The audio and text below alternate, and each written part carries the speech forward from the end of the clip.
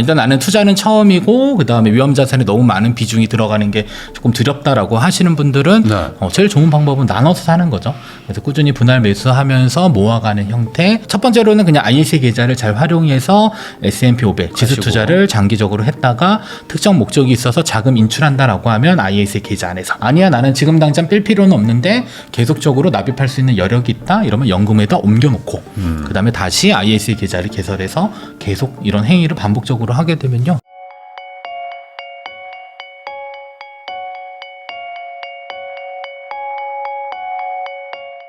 안녕하세요. 부익남TV의 부익남입니다. 오늘은 금융교육 전문가이시죠. 김범곤 대표님 모시고 요즘 또 노후 대비, 또 현금 흐름 확보, 연금은 또 어떻게 세팅해야 되는지 고민 많으실 텐데 다양한 이야기 한번 나눠보도록 하겠습니다. 대표님 안녕하세요. 네, 안녕하세요. 요즘에 제가 방금 말씀드린 대로 네네. 이게 이제 고령화 시대 이제 네. 초고령화로 가다 보니까 노인분들도 그렇고 이제 노인이 될 수밖에 없는 이제 40대 분들도 그렇고 이제 노후 대비 어떻게 하나 이런 생각을 많이 하거든요. 네네. 근데 이제 노후 대비는 또 기본적으로도 세금하고 또 연계가 많다 보니까 그쵸, 나중에 ISA니 뭐 IRP니 막 복잡합니다. 네네. 그래서 또 이제 전문가분을 모시고 또 대표님께 또 이야기 좀 듣고 싶은데 가장 먼저 여쭤보고 싶은 게 ISA가 제일 좀 확실한 것 같거든요. 이거는 안 할 필요가 없다. 무조건 해야 된다. 뭐 이런 얘기들 많아서. 그쵸. ISA 어떤 겁니까? 일단 ISA 계좌의 이름은 이제 개인 종합 자산 관리 계좌고요. 네. 그래서 개인 종합 자산 관리 계좌의 뭐 특징은 사실 뭐 이렇게 자산을 이제 형성할 목적으로 만들어진 계좌다라고 보시면 되겠고요. 다만 이제 뭐 이렇게 그 자산을 형성하는 과정에서 이제 항상 세금 문제가 발생하기 때문에 일단 특징은 일단 뭐 3년 정도 의무가입 기간 보유하면 비과세 혜택이 좀 있습니다. 그래서 보통 이제 뭐 비과세 상품들은 뭐 과거에 뭐 저축성 보험 이런 것들은 뭐 10년 동안 보유해야지 뭐 비과세 되는 건데 이 ISA 계좌는 그래도 3년 정도 딱 보유하면 한 200만 원 또는 400만 원 한도로 비과세 혜택도 주고 그 다음에 또 이렇게 운용하는 과정 중에 과세이연 효과라고 있어요. 그래서 실질적으로는 뭐 이자 배당 받으면 사실 세금을 떼고 지급받아야 되는데 이 계좌 안에서는 운용 기간 중에는 실제로 수령하는 이자 배당에 대해서는 세금 없이 계속 재투자가 가능하기 때문에 뭐 세금도 줄이면서 그 다음에 일정 부분 또 비과세 혜택도 받을 수 있어서 그래서 사실 안 할 이유는 딱히는 없는데 사실 이제 ISA 계좌가 어떤 계좌인지를 아마 대부분 잘 모르시는 것 같아요. 그리고 좀 복잡하기도 하고요. 그래서 그런 부분들을 조금 잘 이해하시고 그다음 목적에 맞게 잘 활용하시면 사실 안 할 이유는 전혀 없다. 그러면은 아주 단순히 얘기해서 사회 초년생에 막 한 27살에 취업했는데 연봉 3천이다. 이런 친구도 ISA 계좌부터 만드는 게 맞다. 그렇죠. 일단 무조건 개설해두면 좋은 점은 일단 납입 한도가 있어요. 1년에 2천만 원씩 늘어나는데 중요한 것은 그냥 개설해두고 보통 이제 1년에 2천만 원이면 올해 안 내면 다음 연도에는 납입 한도가 없어지는 게 대부분인데 얘는 계속 납입 한도가 2월이 돼요. 그리고 최대 무조건 만들어야 되네. 1억 원까지는 만들 수 있기 때문에 그래서 개설해두고 한 5년 정도 지나면 그냥 한 1억 원짜리 통장이 생겼다. 이렇게 생각하셔도 무방합니다. 그럼 거기다가 내가 1억을 투자해서 막 투자를 막 굴려도 세금이 없다. 그러니까 그 운영하는 과정 중에는 일단 세금은 발생은 안 되는데 나중에 이제 해지해서 손익 정산할 때는 200만 원 또는 400만 원 한도로는 이제 비과세가 주어지고 있다. 그러면 ISA 계좌는 단점은 없는 거예요? 단점이요? 현재로서는 단점이 없는 것 같아요. 그러면 안 할 이유가 없네, 진짜. 보통 이제 단점이다라고 하면 보통 이제 세제 혜택 주는 계좌들은 대부분 뭐 돈이 좀 묶여 있다 이렇게 생각하시는데 얘는 또 중도 인출이 돼요. 그래서 내가 납입한 원금만큼은 그냥 또 뺄 수가 있거든요. 그러니까 사실상 돈이 묶여 있는 형태는 아니에요. 그리고 그냥 3년만 넘어서 계좌를 해지하면 비과세 혜택 주니까 사실 중간에 뭐 무슨 일이 있어서 돈을 빼는 경우도 생길 수 있잖아요. 근데 얘는 이제 중도 인출 가능하니까 굳이 안 할 이유는 절대 없다. 금융자산 같은 것들을 뭐 조금이라도 뭐 예금이든 펀드든 뭐 ETF든 하시는 분들, 뭐 주식하는 분들은 ISA 계좌가 없는 게 이상한 것이다. 그렇죠. 근데 어떻게 활용해야 될지 잘 모르고 그다음에 또 유형이 또 3개나 있어서 그 유형도 한번 설명해 주시면 좋을 것 같아요. 일단은 뭐 ISA 계좌 보통 보면 뭐 신탁형도 있고요. 그다음에 뭐 중개형, 뭐 일임형 이렇게 되어져 있는데 근데 이게 구분하는 기준이 되게 심플하게 보면 나는 이제 예금 그 원금 손실은 정말 싫어요라고 판단되시는 분들 나는 오로지 예금만으로 자산을 불리겠다. 그런 분들은 선택할 게 딱 정해져 있어요. 일단 신탁형을 선택하면 되고요. 신탁형 안에는 유일하게 예금에 대한 가입이 가능해요. 물론 뭐 뭐 이렇게 펀드나 ETF들도 할 수 있기는 한데 제한적으로 좀 이렇게 투자가 좀 가능하기 때문에 그래서 그냥 예금을 선택하시는 분들은 그냥 약간 그 규칙처럼 그냥 신탁형을 선택해서 가입을 해주시면 되고요. 그리고 이제 중개형은 이제 증권사에서만 가입 가능하고 그 다음에 유일하게 이제 국내 주식 투자가 가능해요. 네. 그리고 뭐 ETF나 펀드 이런 것들도 가입이 가능하기 때문에 뭐 장기적으로 나는 좀 투자를 좀 해야겠다 판단되시는 분들은 뭐 ISE 계좌 중개형을 선택하면 되겠고요. 그리고 일임형은 좀 상대적으로 좀 덜 이렇게 활용하는 경우가 있는데 네. 그냥 맡기는 형태예요. 네. 그래서 그냥 자산운용사에다가 이제 아예 내가 납입한 금액을 맡겨서 알아서 이제 운용을 이제 요하는 경우고요. 그때는 뭐 대부분 이제 성과보수제로 되어져 있어요. 그래서 네. 일정 부분 수익이 나면 수익 난 거에 대해서 뭐 한 몇 퍼센트 정도 수수료로 이렇게 부과되는 형태들이라서 그래서 내가 뭐 직접 하기 어렵다라고 하면 일임형을 선택하는 경우가 있는데 실제로 통계를 보게 되면 중개형이 제일 많이 가입되어져 있고요. 네. 그 다음에 신탁, 그 다음에 일임형 형태로 되어져 있다라고 보시면 그러면 우선 됩니다. 중개냐 신탁이냐를 고른다면은 네. 신탁은 이제 예금 위주인 사람은 신탁을 한다고 했잖아요. 그러면 예금도 사실 예금 이자에 대한 이자 소득세가 나오고 하는데 네. 이 ISA 계좌 신탁형으로 예금을 넣어놓으면 네. 세금이 그러면 일정 부분 비과세가 된다. 어떻게 되냐면 일반 예금 상품을 만약에 ISE 계좌가 아닌 곳에서 이제 만기가 되면 15.4% 세금을 그러니까요. 떼거든요. 네. 그리고 나서 다시 만약에 뭐 재투자를 한다라고 하면 세금 뗀 금액이 다시 합산돼서 또 재투자되는 형식인데 ISE 계좌 안에서 이제 신탁형을 선택하고 예금을 가입하게 되면 그때는 만기가 되면 이자를 안 떼요. 그러니까 15.4% 세금 안 안 뗀 떼고. 금액이 세전으로 들어오고 네. 걔가 다시 합쳐져서 또 재투자할 또 수 풀어지고. 있고 그다음에 3년 지나고 나서 해지하게 되면 일정 부분 뭐 200 또는 400만 원 한도로 비과세되고 네. 그리고 또 비과세 한도를 초과해서 이익이 날 수도 있잖아요. 그렇죠. 뭐 200 또는 400만 원 넘어갈 수도 있는데 그때 초과해서 발생되는 이익에 대해서는 어떻게 보면 또 뭐 15.4% 떼겠지라고 하는데 얘는 9.9%. 그러니까 원래대로라면 뭐 15.4 떼야 되는 것들이 네, 한 6% 네, 깎아주네요. 그러니까 세금적으로는 상당히 유리한 거죠. 그래서 대부분 이제 뭐 예금으로 많이들 이제 목돈을 좀 이렇게 굴리는 분들 계신다라고 한다면 굳이 세금 내면서까지 일반 은행에서 예금하는 것보다는 네. 당연히 그냥 ISE 계좌 신탁형을 통해서 예금을 운용하는 게 뭐 세금적인 부분이나 아니면 또 일정 부분 비과세되는 부분 면에서는 훨씬 더 유리한 면이 좀 있어요. 어차피 1년에 2천만 원밖에 안 되니까 2천만 원 저축할 거 여기로 우선 하고 네. 남은 돈은 뭐 따로 그냥 예금 적금하시면 그렇죠. 되고. 다만 이제 또 1년이 지나면 납입 또 한도가 또 쌓이니까. 2천만 원 늘어나니까. 네. 그리고 5년 있으면 최대 1억까지는 목돈으로 또 운용을 할 수가 그러면 있어서. 이 ISA 계좌는 결국에 정부가 그냥 뭐 소위 말하는 이제 그 자산을 좀 만들어라 금융자산 중 국민들 네네. 이렇게 하는 목적으로 그냥 선의의 목적으로라고 보면 되는 걸까요? 그냥? 그렇죠. 그러니까 자산을 형성할 수 있게 이제 도와주면서 일정 부분 세금 혜택도 주는 뭐 그런 금융 상품이다. 이렇게 보시면 될 것 같습니다. 그럼 요 ISA 계좌로 좀 그래도 이왕 굴리는 거 돈 좀 불리려고 하실 텐데 네네. 왠지 신탁형보다는 네. 중개로 가야 되는 거 아닌가? 그쵸. 뭔가 근데 ETF 이런 거 불려야 될 것 같은데. 네네네. 근데 이제 그 신탁형에서는 예금은 되는데 네. 그럼 중개형으로 가지고 오면 안전하게 운영할 수 없는가? 그건 아니거든요. 그것도 아니에요? 예, ETF 안에서도 사실 안전한 금융자산들이 그렇죠. 상당 부분 많기 때문에 ETF 안에서도 그냥 뭐 금리형 ETF들은 예금 금리 수준 이상의 조금 더 이제 이자를 조금 더 주는 형태가 되어져 있거든요. 네.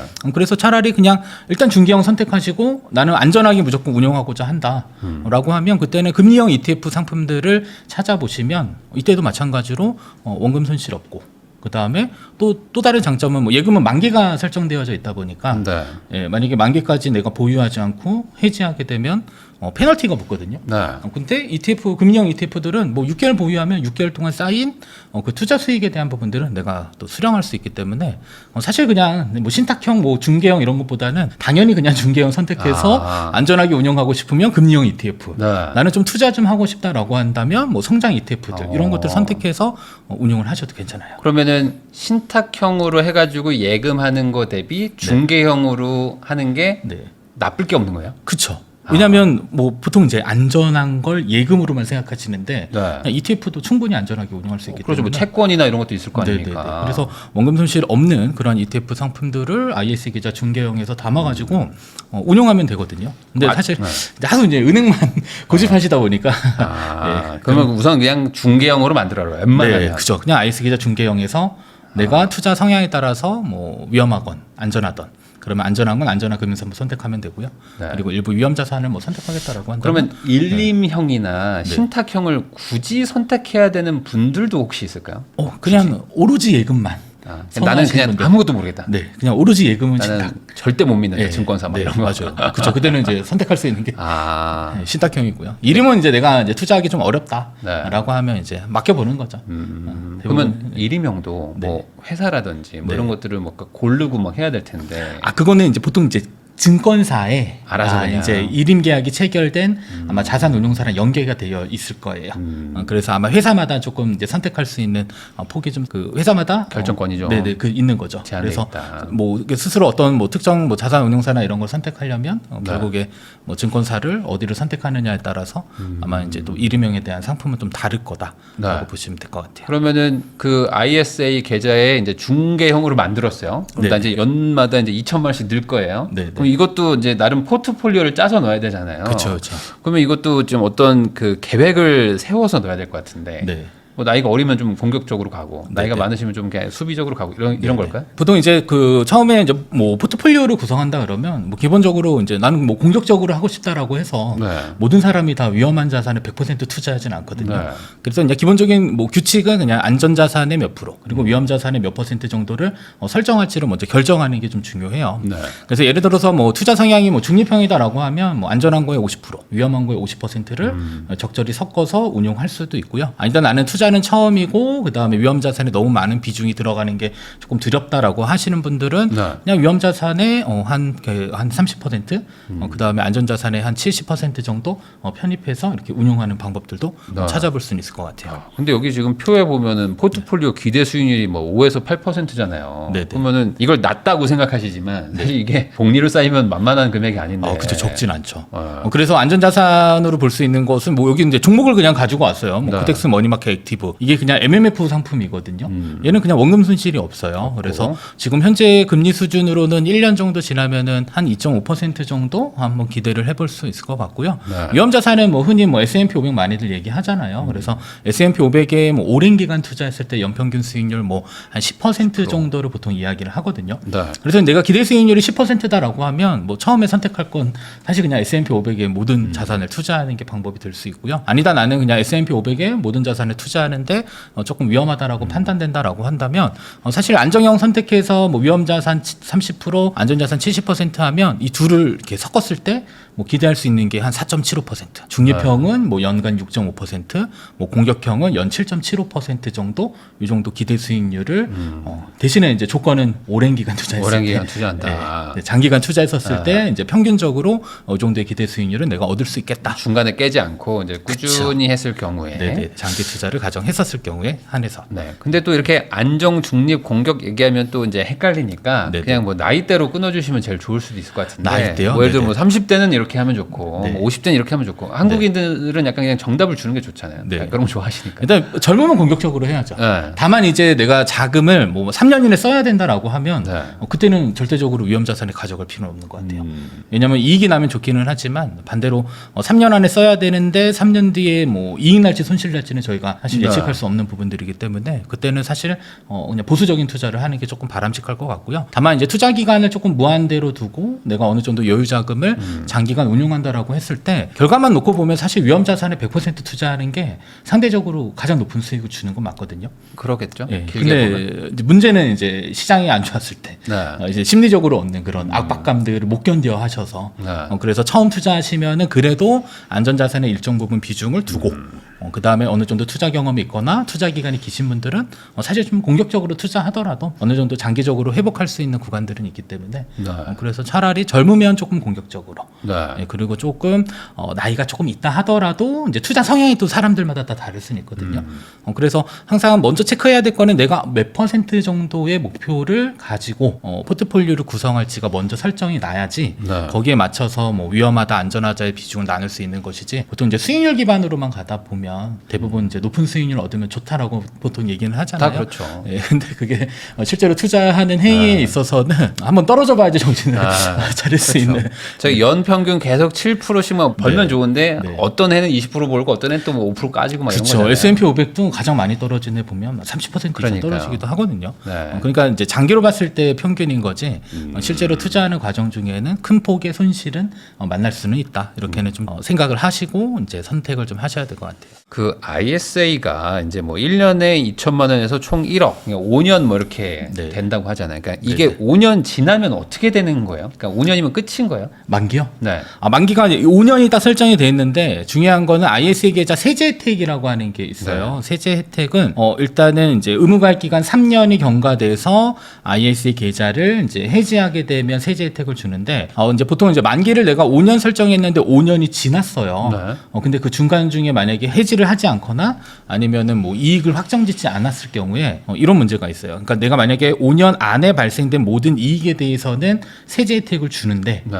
5년 경과돼서 발생되는 이익에 대한 부분들은 세제 혜택이 없어요. 그러니까 결국에는 세제 혜택을 받으려면 만기일 이전에 이자나 혹은 배당 소득에 대한 부분들 혹은 뭐 내가 ETF를 투자했다라고 한다면 매도를 해야지 수익이 확정되는 거니까. 네. 그러니까 이익을 확정짓는 행위는 만기 전에는 해야 된다. 아, 다만 내가 조금 더 길게 투자하고 싶으면 네. 만기를 연장할 수는 있어요. 아 연장이 돼요. 그래서 만기 연장은 뭐 거의 한 80년까지 가능하기 때문에 네. 사실상 만기가 없는 금융 상품으로도 생각을 해주시면 될 것 다만 같아요. 5년 이후로는 세제 혜택은 없어지는. 그때는 이제 만기까지 내가 아무런 행위를 하지 않았을 때. 그러니까 만기일 이전에 발생된 이자 배당에 대해서는 세제 혜택 주고 만기일이 지나서 실현된 이자 배당은 세제 혜택이 없고. 그럼 예를 들어 10년으로 연장하면 네. 뭐 좋은 게 있는 거예요? 그냥 계속 길게 투자할 수 있는 거죠. 세금 혜택도. 세금 혜택은 똑같아요. 그냥 200 없고. 또는 400만 원 뭐 아. 똑같고. 그럼 굳이 네. 그럼 연장할 필요는 없는 거 아닌가요? 근데 이제 투자 금액에 따라 다른 거죠. 어떤 분들은 2천만 원에 대한 자금들이, 그러니까 보통 해지해서 다시 재가입해도 세제 혜택은 똑같이 3년 있으면 주거든요. 네. 근데 해지했을 때 또 낼 수 있는 자금의 한도는 2천만 원까지만 들어가니까 어떤 분들은 그냥 1억 원까지는 ISA 계좌에 담아놓고 장기간 투자하면서 필요할 때 자금을 인출해서 쓰거나 아니면은 이게 또 ISA 계좌랑 뭐 연금저축, IRP 계좌랑 또 연계가 돼 있어요. 그래서 ISA 계좌의 자금을 나중에 해지해서 연금저축으로 또 옮길 수가 있거든요. 네. 그런 세제 혜택을 추가적으로 주고 있어서 어떻게 보면 뭐 노후소득을 만들었는데 조금 부족하다 판단되시는 분들은 그냥 ISA 계좌 같이 활용해서 노후소득을 조금 더 빨리 만들 수 있는 그런 제도들도 여기서부터 좀 있습니다. 헷갈리더라고요. 그러니까 한 30대 한 중후반 됐어요. 그래서 네. 이분들이 이제 이미 여기다 5년을 다 채워가지고 1억이 있는 거예요. 그리고 네네. 뭐 투자도 해서 한 1억 뭐 1,000, 2,000 된 거죠. 네. 그럼 이 상황에서 그럼 어떻게 하는 게 좋냐?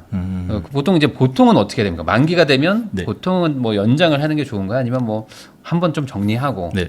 그다음에 뭐 다시 생각해야 되나요? 그러니까 보통 이제 목돈을 찾아 써야 되는 계획이면 네. 사실 당연히 찾아야 되겠죠.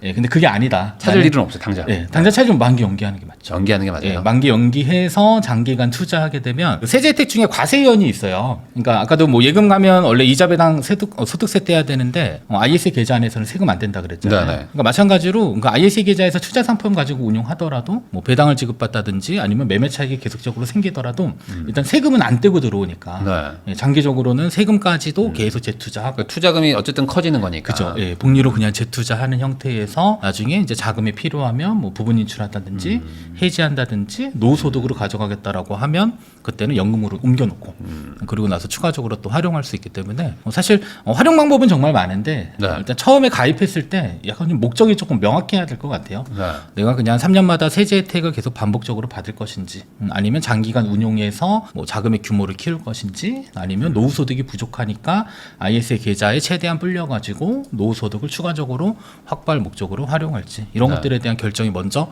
선행되면 사실 이제 큰 고민은 필요 없는 거죠. 우선 1억 채우고 만기 되면 뭐 큰 돈 뺄 거 아니면 연장을 우선 생각해봐라. 그쵸. 그렇게. 네. 그리고 정도. 이제 뭐 지금은 뭐 만기 자체도 사실 가입했을 때 그냥 80년으로 설정할 수 있기 때문에 80년. 네. 그러니까 과거는 처음 만들어졌을 때는 만기가 5년이었어요. 네. 예, 그리고 나서 이제 최근에 이제 개정돼가지고 지금은 만기가 거의 없다라고 보시는 게 뭐 80년 해놓고만 3년만 채우면 되니까. 맞아요. 예, 그죠. 실질적인 만기는 사실 뭐 3년이다 이렇게 없다. 보시면 될 것 같아요. 요번에 세법 개정 나온 게 있는데 네. 거기서 부동산 관련해 가지고 뭐 딱히 변화가 없거든요. 혹시 네, 이런 금융자산 ISA에서 좀 변화가 있을까요? 일단 해외 배당 과세 관련된 제도가 하나 있어요. 네. 해외 배당 과세 관련된 부분이 있는데 원래는 과세 이연 효과 중에 조금 안타까운 게 딱 하나가 뭐가 있냐면 국내 상장 해외 ETF를 투자를 했을 때 네. 이제 배당을 지급받게 되면 네. 사실상 그 원청 징수는 미국에서는 하는데 나한테 지급받을 때는 세금을 안 떼고 줬거든요. 네. 근데 이게 2025년 1월 1일자부터 네. 이제는 이제 해외 배당 세금을 떼고 네. 실질적으로 이제 돈을 지급해주는 형태로 바뀌게 됐어요. 네. 그러면은 이제 어떤 문제가 있냐면 세금을 뗀 돈이 들어와서 나중에 인출할 때 ISA 계좌에서요. 나중에 해지를 하게 되면 뭐 비과세 한도까지는 사실 세금은 없는데 초과 이익이 생기면 9.9% 세금을 떼게 돼 있거든요. 네. 그러면은 이미 세금을 한번 뗀 계좌에 돈이 들어왔는데 또 떼요? 나중에 인출하면 또 세금을 떼니까 이중과세 논란이 있었는데 네. 이번에 이제 뭐 발표가 이제 이미 났어요. 개편안은 이제 얼마 전에 나오긴 했는데 7월 1일자부터는 네. 이제는 그 해외 배당에서 이제 지급된 그 원천 징수된 금액에 대한 부분들을 이제 적립을 해줘요. 예, 적립의 개념은 이제 그 만약에 뭐 1,000만 원의 배당이 나와서 미국에서 15%를 뗐다. 그러면 150만 원 정도 세금을 뗀 거거든요. 거기에 이제 뭐 크레딧이라고 해서 이제 적립해주는 비율이 약 한 55.3% 정도가 돼요. 75만 원 정도? 예. 그러면은 그 금액을 네. 나중에 세금 정산할 때 원래 ISA 계좌에서 세금을 내야 되잖아요. 네. 그 적립된 금액을 빼주게 돼 있어요. 그러니까 이제 이중과세를 조금 이제 피하기 위해서 반만 이중과세. 네, 그죠. 정부에서 이제 그렇게 만든 거죠. 네. 그래서 이 논란이 좀 상당 부분 있었는데 네. 이제 어떤 분들은 또 이게 지금 시행되고 있냐? 음. 예, 7월 1일자로 시행이 되고 있고요. 시행되고 있고요. 그다음에 또 안타까운 사실은 7월 1일 이전에 발생된 거에 대해서는 적립을 해주지 않겠다고. 아. 네, 그래서 소급 적용은 없다. 네. 네, 그래서 일단 시작은 2025년 7월 1일자로 발생된 그 해외 배당 과세 금액에 대해서 원천 징수된 그 금액에 대해서만 이제 적립액이 쌓이고 그 이후에 해지하시는 분들에게는 그 쌓인 적립액의 비율 가지고 일부 공제해주는 형태겠죠. 그래서 세금을 공제해주는 이런 형태로 일단 바뀌었습니다. 그러면 이제 국내에 상장된 해외 주식 ETF에서 네. 배당이 나오는 거. 네네. 는 그러면 좀 불리해진 거라고 봐야 그쵸. 되는 거죠? 원래는 과세 이연 효과가 있었어요. 실제로는 미국에서 15% 떼고 줬어야 되는데 떼고 주는 건 맞는데 정부에서 이제 환급을 해줬던 환급을 거죠. 해줬으니까. 예. 근데 그러고 나서 이제 계속 재투자가 가능했는데 현실적으로는 원래 IS 배자 안에서는 이제 배당받는 형태의 운영이 유리하다라고 보통 이야기를 했었거든요. 그래서 이제 한 가지 좀 이게 세제 혜택이 줄었다라고 한다면 국내 상장 해외 ETF에서 발생된 그러한 배당금에 대해서는 상대적으로 과세 이연 효과는 줄어들었는데 근데 또 한 가지 그냥 남아 있는 것 중에 하나는 국내 상장 해외 ETF의 매매 차익도 사실 배당소득세가 과세되거든요. 네.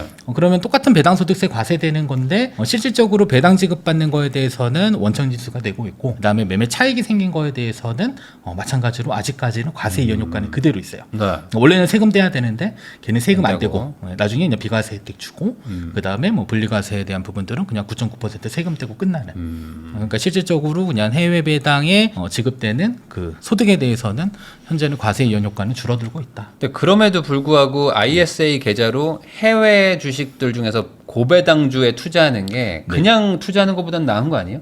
그렇죠. 그래도 여기 안에서는 그래도 비과세 혜택은 일부 주니까. 일부 주니까. 예. 안 그러면 뭐 미국에서 만약에 직접 만약에 뭐 하시면. 슈드라고 하는 뭐 네. 그런 배당 상품을 투자했다라고 하면 다 배당 소득으로 잡히거든요. 네. 그다음에 미국에서 15%또 원천 징수 해서 지급하니까 사실 그냥 ISA 계좌에서 세제 혜택이 줄어들더라도 그나마 그냥 ISA 계좌에서 하는 그러니까 게 옛날에는 엄청 좋았는데 이번에 이게 조금 나빠졌다. 네, 그렇죠. 근데 배당 받는 거에 대해서는 네, 조금 나빠졌는데 이제 뭐 그 배당도 해외 배당이다. 네. 이렇게 보시면 될 것 같습니다. 그러니까 1년에 한 2천만 원 정도 저축하고 투자할 수 있는 분들이라면 그냥 네. ISA로 해라. 그렇게 그쵸. 생각해도 뭐 큰 문제는 없겠습니다. 그죠, 그죠.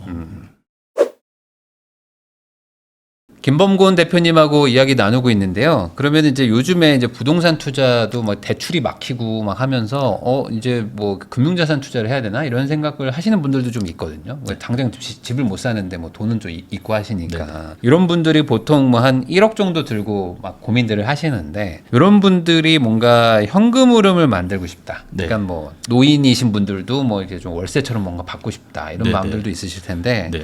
보통 어떤 걸 좀 추천하시는지 뭐 예를 들어 뭐 1억으로 한 100만 원 만들기 네. 뭐 이렇게 하는 건 어떻게 해야 될까요? 현실적으로 네. 1억 원을 가지고 네. 월 100만 원을 만들 수는 있습니다. 아 그래요? 네.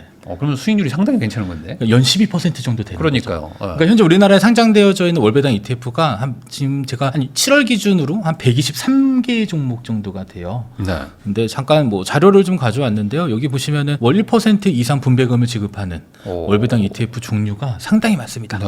한 20 몇 개 정도 네. 이렇게 많이 있는데 일단은 뭐 자료 화면에 잠깐 보시면 뭐 연한산 분배율이라고 해서 이거는 조금 그 분배금을 지급한 기간이 조금 짧으면은 조금 높게 책정되는 경우가 좀 있기는 한데요. 가장 높은 게 현재 30%. 네. 그죠. 2등이 25%. 그다음에 세 번째가 23%. 물론 이제 여기 안에는 이제 커버드 콜이라고 하는 네. 이제 뭐 콜옵션 매도 포지션에 따른 뭐 프리미엄 이익을 지급하는 뭐 이런 네. 형태로 구조화되어져 있다라고 좀 볼 수는 있을 것 같아요. 그래서 실제로 월 1% 이상의 분배금을 받을 수는 있기는 한데 단점이 있습니다. 네. 단점은 뭐냐면 이 성장성이 제한이 돼요. 그러니까 이 성장성이 제한된다라는 얘기는 뭐냐면 얘네들이 그 커버드 콜이라고 하는 그 콜옵션 매도 포지션은 주가가 상승했었을 때의 손실 포지션이고 네. 주가가 하락했었을 때의 이득을 보는 포지션이거든요. 그러니까 거꾸로 표현하면 주가가 상승하게 되면 얘네들은 하락하는 포지션이기 때문에 상방이 막혀 있는 구조예요. 네. 네. 예, 그러다가 보니까 이제 보통 1% 주니까 이제 많이 받는 기분은 들지만 네. 실질적으로는 많은 분들이 이제 항상 그런 말 하세요. 그냥 제 살 깎아먹기 아니냐. 뭐 이런 표현들을 많이 사용하시는데 그래서 현실적으로는 월 1% 이상 배당받는 거는 어떻게 보면 조금 과할 수는 있다. 다만 실제로 현금 흐름을 만드는 데는 네. 큰 문제는 없어요. 원금은 그래도 어느 정도 지켜지는 건가요? 그쵸. 근데 대신 계단식으로 이렇게 하향하는 구조로 되어져 있어요. 원금이? 예, 왜냐하면 그래도 1년에 한 12% 정도를 배당받는다라는 건 네. 그 배당받을 때마다 배당 라겔이라고 하는 게 있어요. 네. 그때 배당금만큼 주가는 빠지게 돼 있거든요. 네. 그러니까 거꾸로 이 기초자산이라고 하는 게 월 1% 이상의 이익이 발생되지 않으면 거꾸로 표현하면 그 손실 그 이익 발생과 인출이 두 가지로 나눠져 있잖아요. 네. 그러니까 예를 들어서 뭐 1% 올랐는데 내가 2% 뺐다라고 하면 그 달은 마이너스 1%가 되는 그렇죠. 거고 만약에 이 달은 한 푼도 안 올랐는데 내가 또 마이너스 1%를 인출하게 되면 또 그때는 현실적으로는 마이너스 1%의 손실이 발생되는 구조이기 때문에 실제로 분배금은 지급하지만 현실적으로는 너무 높은 분배율을 가져갔을 경우에는 실제로 원금이 이렇게 깎이는 구조는 현실적으로 보게 돼요. 그러니까 이제 나쁘게 얘기하면은 원금 빼먹기 네. 일 수 있다. 네, 그러면은 그렇죠. 원금을 배당으로도 받지만 네. 원금도 지킬 수 있을 수도 있는 거죠.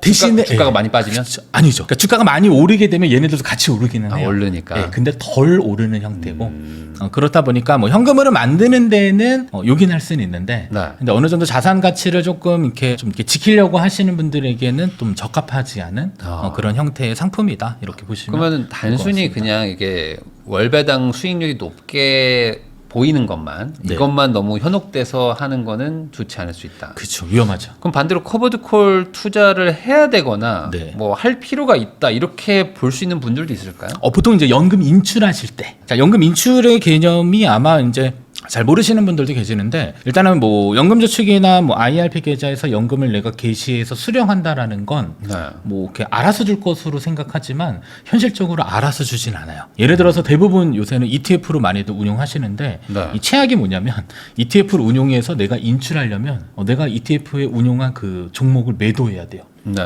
매도해서 이제 현금성 자산이 생기고 그 현금성 자산을 가지고 내가 이렇게 인출하는 구조거든요. 네. 네.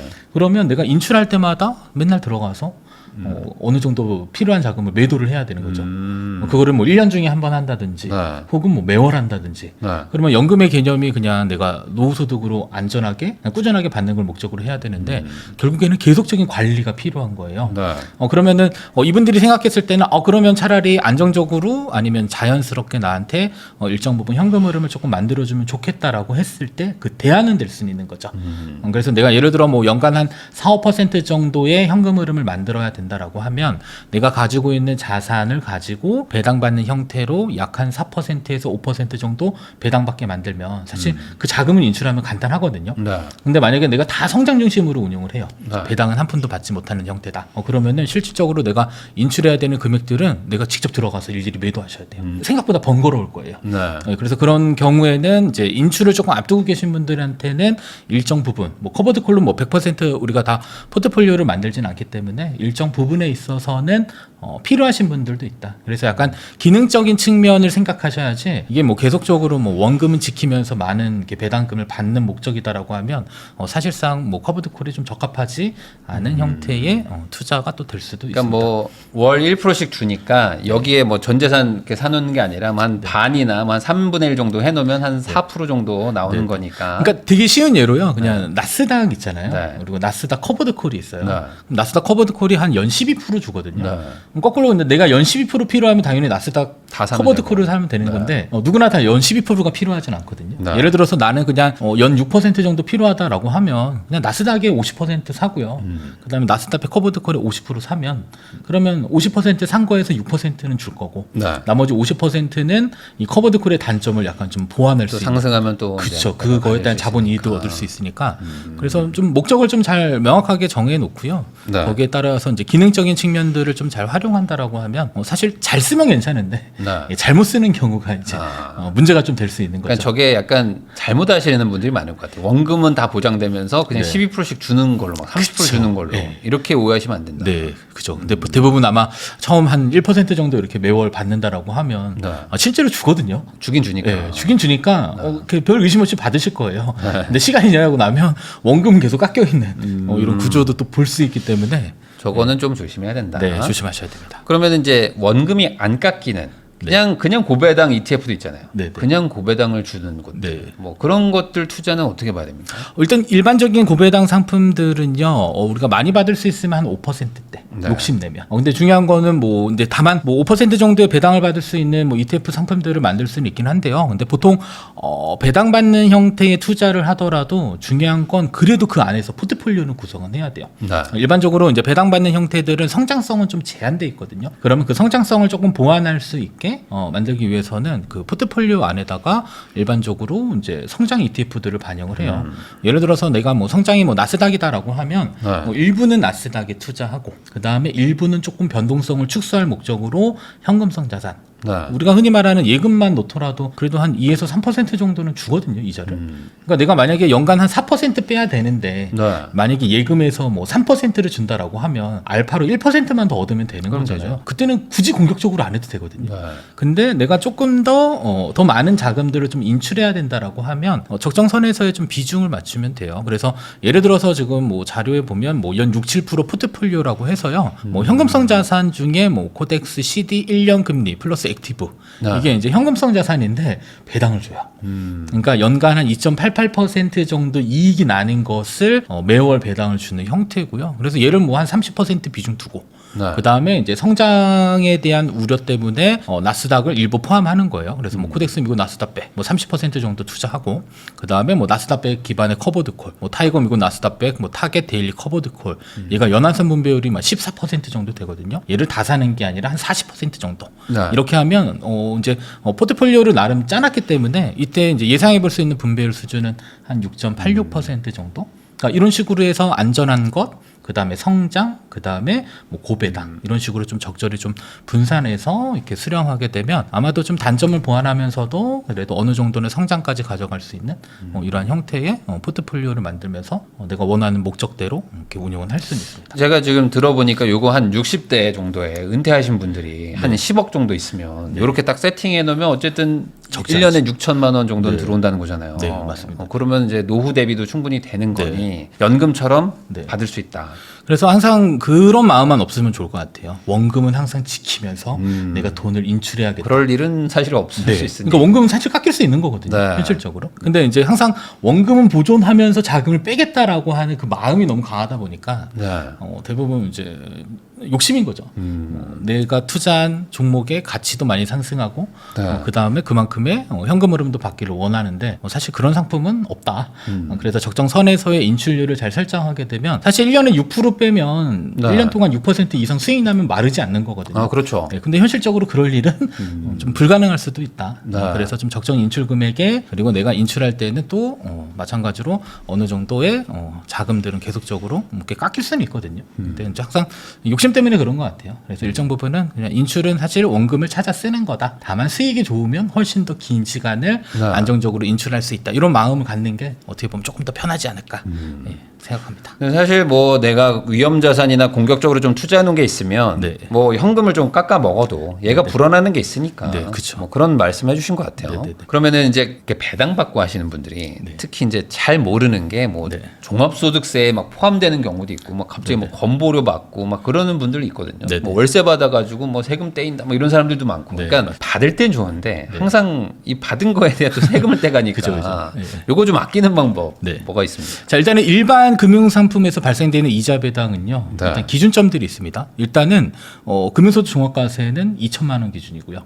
그러면 일반 계좌에서 2천만 원 추가 금융소득이 발생되면 다른 소득이랑 몽땅 다 합산을 해요. 네. 그리고 나서 다음 5월 달에 또 이제 종합소득세를 신고하는 구조로 되어져 있고요. 자, 그리고 이제 배당소득과 뭐 이자소득이 건보료에 어떤 영향을 주는지 많이들 고민 안 하시는데 실질적으로 1천만 원 기준이에요. 네. 그래서 1,000만 원을 초과해서 발생하게 되면 이때는 추가적으로 건보료가 부과될 수 있는데 네. 근데 건강보험료 체계에는 일단 뭐 회사 다니시는 분들을 직장 가입자, 그다음에 회사 안 다니면 일단은 뭐 지역 지역 가입자. 가입자 이렇게 되어져 있거든요. 근데 다만 이제 회사 다니시는 분들은 보수 이외의 소득이 기준이 그래도 2천만 원이에요. 그래서 2천만 원까지는 괜찮고 그리고 2천만 원을 초과해서 이익이 생기면 초과분에 대해서만 추가적인 건보료가 붙게 돼요. 네. 그래서 붙는 건보료율은 보통 7.09%의 장기 요양보험료까지 하면 약 8% 정도가 되거든요. 그래서 사실 직장 가입자의 경우는 조금 여유가 있는 편인데 근데 이 지역 가입자의 경우는 얘기가 완전 달라져요. 네. 일단은 일반 계좌에서 이자 배당이 1,000만 원만 넘어가면요. 네. 그 초과분이 아니라 전체에 대해서 아. 약 8%가 붙습니다. 네. 너무 예를 많이 들어서 드는 거 아닌가? 2천만 원의 이자 네. 배당이 나오잖아요. 네. 그럼 거기에 8%가 붙어요. 160이 나가요. 네, 그럼 160이면 이제 연 단위로 이제 네. 내지도 않아야 돼 세금들이 부과되기 때문에 그래서 만약에 내가 뭐 절세 계좌라고 하는 뭐 ISA 계좌, 연금저축 뭐 이런 계좌 안에서 이자 배당을 받는 게 아니다라고 한다면 현실적으로는 일단 뭐 2천만 원 넘어가면 뭐 금소 종합과세지만 건보료의 영향은 1천만 원 기준부터 네. 발생하게 된다. 그래서 얘를 좀 줄일 수 있는 방법들은 사실 흔히 말하는 절세 계좌, ISA 계좌, 연금저축, IRP 계좌에서 최대한 이자 배당 소득이 좀 발생되게 하는 게 유리할 수는 있어요. 왜냐하면 현재까지는 아직 ISA 계좌나 연금 계좌 안에서 발생되는 이자 배당은 금융소득 종합과세에 포함되지 않고 네. 그리고 건강보험료 산정하는 금융소득 안에도 포함되지 않기 때문에 사실상 최대한 금융자산은 절세계좌 쪽으로 옮겨놓고 운용하는 게 조금 더 유리할 수 있고요. 다만 이제 이름에 연금자 이렇게 써 있다 보니까 또 네. 돈이 묶이는 거 아니야 또 이렇게들 생각 많이 하시거든요. 네. 일단 ISA 계좌는 중도 인출이 돼요. 납입 원금까지는 중도 인출되고요. 그리고 연금저축과 IRP는 보통 이제 세액공제 받으려고 많이들 하시는데 그 세액공제를 받을 수 있는 게 뭐 연금저축은 600. IRP는 900인데 얘는 연간 1,800만 원까지는 낼 수는 있어요. 네. 그러면 세공제 한도를 초과해서 납부했었을 경우 그때는 초과분에 대해서는 사실 세금 없이 돈을 뺄 수가 있어요. 네.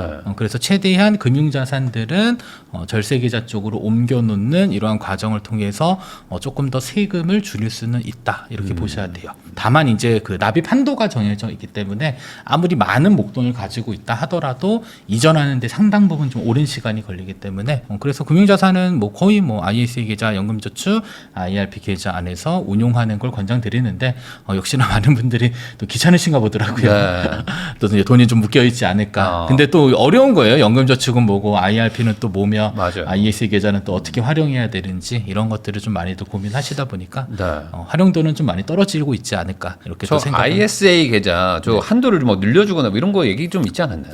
올해 이제 한번 네. 또 고민해 볼 수 있는 건요. 이제 항상 정권에 따라 좀 다른 것 같기는 해요. 근데 기대해 볼 수 있는 것은 조금 한도가 조금 더 늘어날 가능성은 없지 않아 좀 있다. 네. 다만 좀 이제 기대는 해봐야 되는데 이번에 아무튼 뭐 이렇게 나온 세법 개정안에는 그 내용은 없었습니다. 네. 그러니까 올해는 아마 조금 이야기가 좀 안 나올 것 같고요. 좀 시간이 지나면은 뭐 추가적으로 좀 세금이 좀 줄어들 수 있게 뭐 어떻게 보면 좀 과세 혜택을 조금 더 이렇게 주는 그런 형태로 좀 바뀌지 않을까 생각해 볼 수 있을 이게 것 같아요. 은퇴하신 분들이 이게 건강보험료 때문에 네. 엄청 그게 부담스러워하시는 게 많아요. 네, 특히 맞아요. 이제 지역가입자가 안 돼 보셨던 분들도 많잖아요. 네, 맞아요. 살면서 난 네. 항상 직장에 있다가 네. 은퇴하면서 갑자기 지역가입자 한다고 네. 뭐 회사 아니 집, 네, 차 갑자기 그걸로 막 다 다 잡히죠. 잡혀가지고 네. 몇십만 원씩 내려가니까. 근데 제일 아까운 게 사실 금융자산인 거예요. 아, 그러니까 1,000만 원 넘어가면 네. 그때부터 8%가 계속 나온다고 생각해 보면 아찔한 거죠. 네. 근데 미처 생각하지 못했던 거죠. 거기까지는. 왜냐하면 회사 다닐 때는 그래도 2천만 원. 네. 그러니까 초과분에 대해서만 세금 냈는데 이제 넘어오게 되면 이제 1천만 원만 넘어가면 다 내니까. 몽땅당 8% 잡히니까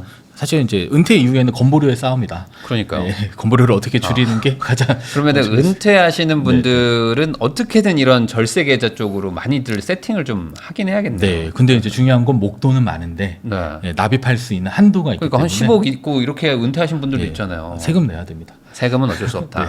다만 이제 시간을 주면서 네. 옮기는 과정들이 좀 필요하다 이렇게 보시면 좋을 것 같습니다. 그러면은 지금 아마 요 방송을 보시는 분들이 뭐 젊은 분들도 있겠지만, 네. 근데 이제 젊은 분들은 아무래도 막 공격적으로 나는 뭐 네, 네. 테슬라 사고 막 이렇게 막 2배, 3배 레버리지 쓰고 막 이러신 네. 분들도 많잖아요. 그러니까 아마 요 방송 보시는 분들은 이제 나이가 조금 있으신 분들, 네. 이런 분들이 이제 은퇴를 준비하고 있는 분들일 텐데, 네. 이런 분들은 결국에 안정적인 현금 흐름이 필요하잖아요. 네네, 뭐 그쵸. 월 200이든 300이든 있어야 뭐 나도 뭐 우리 애 손자 용돈도 주고 하는데 네네. 요 분들이 제일 주의해야 되는 거. 일단 목적이 좀 명확해야 돼요. 네. 대부분 이렇게 재미난 사실이 하나 있어요. 최초로는 현금 흐름을 목적으로 투자를 처음엔 다 그렇게 하십니다. 하죠. 처음에는. 네, 그러다가 이자를 열심히 받으시는데 네. 어떤 문제가 생기냐면 이 상대적 박탈감을 느끼기 시작해요. 아, 왜냐하면 이게 뭐 그 주식시장이 좋으면 네. 배당주는 상대적으로 덜 오르거든요. 그러니까 나는 배당받을 목적으로 이제 선택은 했는데 네. 내 가격이 많이 오르지 않으니까 갑자기 목적을 바꾸시는 거예요. 그래서 현금 흐름 창출이 아니라 아니다, 난 자본 이득을 취득하겠다. 네. 그렇게 되면 이제 사실 어떻게 보면 되게 공격적으로 운용할 수 있게 되거든요. 근데 이제 노후 자산이잖아요. 네. 만약에 내가 노후 자산을 이제 인출해야 되는 그 시점에 시장이 좋으면 베스트인데 사실 시장이 안 좋아질 수도 있는 그런 이제 위험성들도 있기 때문에 그래서 사실 명확한 목적을 좀 잘 가지시는 게 네. 근데 사실 그 내 마음도 잘 모르는 거예요. 내가 모르죠. 현금 흐름을 원하는 건지 네. 아니면 자본 이득을 원하는 건지 그런 마음을 잘 모르시기 때문에 항상 그 마음에 일단 한번 질문을 좀 하셔가지고 이게 명확하게 목적을 조금 가지실 필요 있을 것 같고요. 그리고 현금 흐름 창출 목적이면 오로지 현금 흐름에 집중해야 되거든요. 그러니까 예를 들어서 뭐 부동산으로 따지면 월세 받으려면 오피스텔인 건데 이제 아파트를 사서 월세 받을 생각하면 또 그렇죠. 자본의 수익률이 안 규모가 맞아요. 그런 것처럼 ETF 상품이든지 아니면 뭐 금융 상품들도 내가 현금 흐름 창출 목적이면 오로지 현금 흐름에 집중해 주시고 다만 이제 규칙은 하나 있어요. 분배율이 높으면 그러니까 네. 배당을 많이 받으면 자산 가격의 상승은 제한적이다. 그러니까 적정 선에서의 뭐 분배율을 가지면 그래도 어느 정도 자산 이득까지 같이 취할 수 있는 그런 뭐 구조들을 만들 수 있기 때문에 그래서 현금 흐름 창출 목적이다라고 한다면 가격 변동성은 조금 배제하고 오로지 현금 흐름에만 집중하는 이러한 형태의 투자들을 좀 해주시는 게 좀 좋을 것 같습니다. 그러면은 또 내용이 복잡해지기 때문에 단순화해서 월 그래도 한 이 정도는 현금 흐름을 만들어야 된다. 은퇴하시고 이제 아예 소득이 네. 없으세요. 네. 이런 분들 기준으로 60세 막 넘으셨고 네. 한 300 정도는 좀 만들어 놓고 하시는 네. 게 맞겠죠? 어떻게 보세요? 그쵸. 보통 이제 많이들 물어보면 이제 네. 조금 이제 이전에 좀 소득 활동 좀 잘 하신 분들은 뭐 월 500 이상, 그다음에 최소 300 이상은 다들 원하시거든요. 네. 그러면 얼마 정도를 가지고 300만 원을 만들 수 있을까? 보통 저희가 이제 인출금액 기준으로 따지면 한 1억 원당 월 기준으로 한 50에서 60만 원 정도 인출하면 적정선입니다라고 이야기를 네. 드려요. 그럼 거기서 말하는 적정선은 그래도 원금을 어느 정도 지켜내면서 인출할 수 있는 인출률을 한 5에서 6% 정도로 보거든요. 네. 근데 너무 작다라고 판단되시면 그러면 나는 원금은 조금 깎아도 괜찮아. 이때는 한 7에서 8% 정도. 네. 그 이상의 인출 가지고 있으신 분들은 생각보다 내가 만들어 놓은 노후 자산이 되게 빨리 좀 고갈될 수 있는 그런 위험성들이 좀 있기 때문에 보통 1억 원당 한 5, 60만 원 정도니까 실제로 네. 월 300만 원 정도의 현금 흐름을 만드실 거면 뭐 연금 연금 자산으로 적어도 3억 원 정도의 자금 정도는 확보가 되셔야지. 네. 네, 그래도 내가 필요한 만큼의 자금들은 한번 인출할 수 있지 않을까. 네, 물론 뭐 더 많이 인출할 수도 있는데 네. 항상 이렇게 마음속으로 원하는 건 이거거든요. 네. 내 자산은 지켜지면서 그렇죠. 꾸준히 인출하면서 내 자산 가치가 올라가길 기대하는 그 정도의 인출률은 한 5에서 6%가 5, 6% 적당하다. 정도. 그 이상은 원금 손실의 가능성들은 계속적으로 존재하고 있다. 이렇게 보시면 될 것 같습니다. 그러면 한 7, 8억 정도 있어야지 한 월 500 정도 네, 받는 그쵸. 거고. 예. 그 정도를 우선 세팅해 놓고 그다음에 성장 투자를 뭐 하고 싶으시면 공격적으로 하고 싶으면 나머지 금액으로 좀. 그렇죠. 그러니까 필수로 써야 될 자금들은 사실 안정적으로 운영은 해야 돼요. 그러니까 생활비도 저희가 이제 밥만 먹고만 살지는 않잖아요. 네. 외식도 하고 이러다 보니까 그래서 기본적인 생활비는 안정적으로 확보를 하시고요. 그다음에 여가 생활비를 사용할 금액에 대한 부분들은 그래도 조금 더 이제 조금 위험하게 좀 공격적으로 투자를 하면서 균형을 좀 맞출 필요는 있는 것 같아요. 네. 근데 모든 자산에 다 위험하게 했다. 시장이 안 좋으면 사실 자산 가치가 커진 상태에서 손실이 커지면 네. 그만큼의 손실폭도 커지니까 회복이 불가능해지거든요. 특히 노년에는 회복하기가 더 쉽지 않으니 그쵸, 예. 이제는 더 불리기보다는 좀 네네. 지키는 쪽으로 네네. 생각하면 좋다. 그런 네. 얘기 해주셨습니다. 김범곤 대표님하고 이야기 나누고 있는데요. 그러면 지금까지 약간 노년의 어떤 그 연금, 네. 노년의 현금 흐름 얘기를 했는데 사실 이제 저희 채널은 이제 3, 40대들도 많이 보시고 이분들은 뭐 당장 근로소득도 있기 때문에 네네. 뭐 현금 2, 300 안 받아도 좋으니까 자산을 뭐 1,000만 원, 2,000만 원 불리고 싶다. 네. 이런 분들이 많고 이런 분들이 지금까지는 S&P 500을 투자하면은 제일 좋았다. 뭐 이런 얘기들을 막 하도 많이 듣다 네네. 보니 지금이라도 들어가야 되나? 근데 지금 또 너무 호황이라고 하고 네, 막 계속 맞아요. 막 많이 올랐다. 흔들흔들하고 막 트럼프 막 계속 저렇게 하니까 네. 이거 어떡하지? 뭐 이런 생각하시거든요. 네. 어떻게 해야 됩니까? S&P 500에 대해서 근데 재미나게도 네. 떨어질 것 같은데 항상 네. 오르더라고요. 또 올라간다. 네. 근데 이제 중요한 건 너무 많은 자금을 한꺼번에 사게 되면요. 사실 이 기회라는 게 사실 저희가 뭐 이렇게 보통 시장 지수를 투자하는 궁극적인 목적들은요. 네. 하락하더라도 회복할 가능성이 높다라는 그 기준 하에서 대부분 시장 지수를 많이 선택하거든요. 그래서 사실 뭐 S&P 500을 가지고 장기간 투자한다라고 했었을 때 뭐 자료 화면만 보시더라도 뭐 93년부터 지금까지 수익률이 1264%예요. 예, 이거는 뭐 당연히 뭐 이제 그때까지 지금까지 보유했었을 경우에 네. 한해서인데요. 근데 그래프를 잠깐 보시게 되면 뭐 이렇게 움푹 파인 구간들이 사실 있어요. 중간중간에 파인 구간이 있는데 사실 이때가 약간 좀 박앤세일하던 그런 시점이다. 그래서 장기간 투자하더라도요. 궁극적으로 조금 이게 가격이 하락했으면은 사실 좀 저렴해졌다라는 마음을 가지면 편하거든요. 네. 그러니까 내 자산이 떨어졌다라고 하면 좀 불편할 수는 있는데 조금 더 싸졌다. 그래서 떨어졌을 때 오히려 좀 여유 자금이 있으면은 계속적으로 조금 추가로 매수해 주시면 좋겠고요. 그리고 중간에 자금이 필요하면 사실 뭐 이런 종목들을 한꺼번에 사서 한꺼번에 파는 구조는 아니에요. 내가 네. 뭐 필요한 만큼의 자금이 있으면은 일정 부분 매도해서 사용하다가 그리고 좀 여유 자금이 생기면은 다시 매수하고 그렇게 장기간 투자하게 되면 사실상 뭐 이렇게 뭐 물가 상승률 이상의 투자를 얻으면서도 필요한 만큼의 자금들은 인출할 수 있기 때문에 사실 계속 뭐 고점이니까 좀 위험하니까 난 떨어질 때 사야지라고 하면요. 대려 이제 질문하고 싶은 건 이런 거예요. 그럼 도대체 언제가 떨어진 것이냐? 언제가 가격이 싸다라고 판단할 수 있는가? 사실 그런 기준점 잡기 너무 어렵거든요. 네. 그러니까 너무 많은 자금을 한꺼번에 들어가는 게 부담스럽다라고 하면은 제일 좋은 방법은 나눠서 사는 거죠.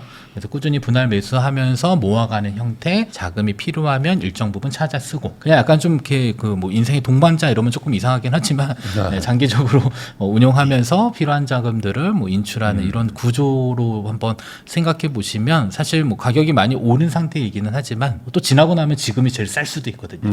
네. 그렇기 때문에 그래서 좀 시장 지수 같은 경우에는 장기 투자를 원칙으로 하시면은 상당 부분 그래도 목적에 맞는 투자들 가능하다 이렇게 볼 수 있을 것 같습니다. 그러다 보니까 이제 S&P 500이 뭐 거의 뭐 100년에 가까운 통계가 이미 있고 네. 여기에 올인하면 결국에 승리자다라는 얘기들도 이제 많단 말이죠. 네. 그러다 보니까 그럼 지금이라도 뭐 적립식으로 내가 버는 돈 뭐 한 70% 다 그냥 뭐 S&P 500만 산다. 실제 그렇게 하는 분들도 많아요. 지금. 네네네.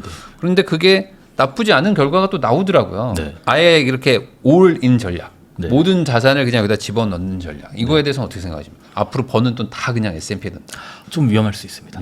일단 중요한 건 목적인 거예요. 왜냐하면 사실 이게 길게 놓고 봐서 내가 쓰지 않아도 될 돈이면 상관없거든요. 네. 만약에 이제 젊은 분들은 사실 노후 자산으로 S&P 500을 사는 경우보다는 자산 가치를 조금 올려서 네. 특정 목적으로 사용할 확률들이 좀 높아요. 근데 예를 들어서 내가 몇 년 안에 돈을 써야 되는 그런 그 계획을 갖고 있는데 뭐 결혼식 자금. 네, 무턱대고 뭐 S&P 500에 집 사고 뭐 이런 건데. 만약에 뭐 보증금을 올려줘야 되는데 네. S&P 500에 단기 투자해서 이익을 취하겠다라고 하면 정말 위험한 거죠. 네. 그러니까 사실 쓰지 않아도 될 그런 장기 투자 가능한 자금들은 장기적으로 내가 운용했었을 경우에는 성공할 확률들은 좀 사실적으로 높다고 볼 수는 있는데 근데 이제 단기간으로 운용해야 될 자금들이 대려 이런 위험 자산에 대한 시장에 들어왔었을 경우에는 성공하면 좋겠으나 이제 실패할 확률들도 있잖아요. 그럼 실패했었을 때의 또 다른 대안이 없다라고 하면 사실 이런 위험 자산에 투자할 필요는 없거든요. 물론 뭐 S&P 500이 뭐 안전하다 이렇게 표현하시는데 얘도 원금 손실 가능성은 무조건 있습니다. 예, 그러니까 올인보다는 내가 장기적으로 이렇게 적립하는데 부담되지 않는 선에서는 꾸준히 모아가는 게 좋지만 어느 정도 뭐 3년 이내에 자금을 써야 된다라고 하면 그때는 주식시장에 데려오는 것보다 차라리 예적금으로 안전하게 운용하는 게 조금 더 나은 방법이 될 수 있을 것 같습니다. 그럼 반대로 이제 이게 어려울 수도 있는 게 뭐냐면은 아니 난 지금 이제 젊은 사람이고 이제 뭐 사회 초년생이나 뭐 한 2, 3년 차 했고 이제 뭐 월급 뭐 한 300 받아가지고 뭐 저축해서 한 150 모은단 말이야. 그럼 내가 뭐 언제 결혼할지도 모르고 뭐 알 수 없잖아요. 그러니까 우선 올인하겠다. 이건데 또 말린단 말이죠. 그러면 뭐 예를 들어 한 몇 프로 정도? 한 2, 30% 정도만 그냥 쭉 그냥 장기 투자 개념으로 그냥 노후 대비를 위해서 그냥 그 정도만 그냥 계속 해라. 이 정도가 맞을까? S&P 투자 같은 것들. 아니 보통 이제 뭐 소득 대비 이제 저축률을 이제 산출할 수는 있어요. 내가 만약에 뭐 소득을 벌어서 50% 정도 쓴다. 그럼 50% 중에 뭐 한 30%는 이제 단기 자금 운용 목적으로 쓰고 만약에 20%는 장기 자금으로 쓴다라고 하면 내가 저축 가능한 금액 중에 전체 비율로 따지면 한 뭐 20% 되겠죠. 20%는 미래로 보낸다든지 80%는 안전하게 운용한다든지 나름의 규칙을 만드는 거죠. 근데 단기 자금을 모두 다 S&P 500 가져온다. 성공하면 좋겠으나 실패할 가능성도 높으니 그래서 그냥 한 비율로 정하는 게 제일 좋은 것 같아요. 그냥 소득 대비 내가 저축할 수 있는 금액 그 중에서도 단기적으로 써야 될 것과 장기로 써야 될 것을 좀 구분해 놓은 다음에요. 그다음에 장기 투자는 사실 공격적으로 하는 게 상대적으로는 유리할 수는 있거든요. 네, 그래서 그런 구분을 조금 명확하게 하고 하면 괜찮은데 어떤 분들은 뭐 가끔 이러신 분들도 계세요. 그냥 나의 모든 월급은 S&P 500과 함께 하는 경우들도 있거든요. 물론 뭐 이렇게 성공하거나 이러면 좋은데 사실 미래는 알 수가 없으니까 그죠. 내가 돈 필요할 때 돈이 없으면 그게 가장 나쁜 투자의 예가 될 수 있어서 그래서 좀 구분을 좀 명확하게 단기 자금 운용이냐 아니면 장기 자금 운용이냐. 장기 자금 운용은 공격적인 투자 좋은데 단기 자금은 그래도 안정적인 투자가 어떻게 보면 현실적으로 좀 이렇게 맞지 않을까 이렇게 고민해볼 필요가 있습니다. 21년도에 S&P 500 좋다고 막 이제 적립식으로 하셨다가 22년도에 계속 내려가는데 적립식으로 하다가 이거 못 하겠다고 접으신 분들 많거든요. 근데 23년에 다시 올라가 버리니까 이제 어떻게 해야 될지 막. 근데 그런 걸 좀 경험해 보는 게 되게 중요하거든요. 사실 한 3년 정도 금리 인상기에 한 20-30% 떨어졌어요. 그러니까 항상 이제 그런 걸 염두에 두셔야죠. 내가 투자를 시작했을 때 무조건 올라갈 수도 있기는 한데요. 반대로 2-3년 정도는 침체가 올 수도 있거든요. 그리고 한번 훅 떨어졌다가 최근에 이제 어떤 일들이 있냐면 반등을 너무 빨리 하는 거예요. 그러니까 떨어지면 기회다. 근데 거꾸로 이제 그 지금 떨어졌는데 더 빠지고 그다음에 장기가 이렇게 보합 강도를 계속적으로 유지할 수도 있거든요. 그러니까 그러한 시장은 항상 올 수 있다라는 걸 염두에 두고 투자를 하면 좋은데 사실 이제 폭락장을 만나보신 분들이나 이런 분들은 이제 단련이 좀 됐어요. 그래서 떨어지면 되려 그냥 뭐 그러려니 하는데 이제 계속 상승장에만 이제 투자하면서 머물러 있던 분들은 아마 그런 시장 만나게 되면 아마 이제 심리적인 고통을 좀 많이 겪지 않게 될까 그런 거 좀 조심하셔야 될 것 같습니다. 그러면은 이 S&P 투자, 그러니까 지수 투자는 어찌 보면 이제 장기적인 복리 상승에 베팅하는 거니까. 사실 공격적으로 하려고 그러면 뭐 개별 종목 하는 게 더 나을 수도 있잖아요. 예를 들어. 맞습니다. 그러면 이거는 약간 노후 대비에 또 적합한 거일 수도 있고요. 그러면 이거는 ISA 계좌가 아니라 뭐 IRP 뭐 이쪽으로 가야 되나요? 이게 적합한 계좌가 있을까요? 일단은 뭐 일반 계좌에서 S&P 500을 장기 투자는 할 수는 있어요. 장기 투자할 수 있는데 한번 생각해 볼 것은 결국에는 투자에 이익치 하는 구조는 두 개거든요. 하나는 매매 차익 목적, 하나는 분배금, 배당금이 나올 수는 있어요. 자, 그러면 일반 계좌 안에서 장기 투자해 가지고 내가 어느 날 이익을 실현을 해요. 근데 S&P 500을 만약에 국내 상장 뭐 해외 ETF 투자했는데 그게 S&P 500이다. 그럼 차익이 생기면 다 배당 소득으로 잡혀요. 그럼 배당 소득 잡히면 역시나 세금 문제. 그러니까 장기 투자에서 만약에 몇억 이상의 이익이 났는데 내가 아무 생각 없이 뭐 무턱대고 1억 원의 자금을 뺐다. 그러면 1억 원의 배당 소득이 생긴 거잖아요. 엄청난 세금이 있습니다. 종합소득세로. 그다음에 건강보험료가 1억 원이면요. 어마무시합니다. 거기에 뭐 한 8% 붙는다고 생각해 보시면 아찔할 거예요. 근데 아이러니하게도 이런 걸 잘 모르시는 경우도 있어요. 그러니까 과거에 이제 펀드를 이제 해외 펀드를 매수하신 분들이 이제 한 20-30년 운용하시다가 이제 노후 소득원으로 이제 확보하려고 매도하는 경우 있거든요. 네. 근데 아무 생각 없이 매도했는데 걔가 네. 배당 소득으로 잡히는 걸 모르셨던 거죠. 그랬을 경우에 세금이 생각보다 많이 나올 수 있는 부분들은 좀 있고요. 그리고 또 반대로 뭐 미국에 상장되어져 있는 ETF 매수하면 되지 않냐 이렇게 생각하시는 분들도 있는데 미국에 상장된 ETF를 만약에 직접 내가 투자한다라고 하면 뭐 매매 차익은 양도소득세예요. 뭐 250만 원 초과 이익 생기면 22% 세금 내고 끝나는데 중요한 건 또 거기서 발생되는 분배금에 대해서는 우리나라의 이자 배당 모두 다 합산되는 경우들도 있거든요. 다만 이제 보통 뭐 22% 양도소득세를 내시려고 하시는 분들은 일단은 소득이 많은 고소득자에 네. 이미 어느 정도 금융자산이 확보되신 분들은 차라리 22% 세금 내는 게 싸다. 예, 금융소득 종합과세 네. 되는 것보다 그때는 선택지는 될 수는 있는데 만약에 내가 그런 고소득은 아니다라고 한다면 그래도 일반 계좌보다는 우리가 선택할 수 있는 절세 계좌들 ISA 계좌, 연금, 그 다음에 IRP가 있는데요. 근데 이제 뭘 먼저 선택해야 되냐 항상 물어보는 게 그래요. 그래도 난 젊다. 네. 그러면 저는 일단 첫 번째로는 ISA 계좌. 그래서 ISA 계좌에다가 꾸준히 납입하면서 장기간 운용을 하다가요. 딱 이제 목적은 두 개예요. 내가 목돈이 필요하면 ISA 계좌에서 정리해서 찾아 쓰면 되고요. 꾸준히 운용하다 보니까 나는 굳이 지금 당장 목돈은 필요하지 않아. 다만 내가 연간 계속 납입할 수 있는 여력들이 생길 것 같아라고 네. 하면요.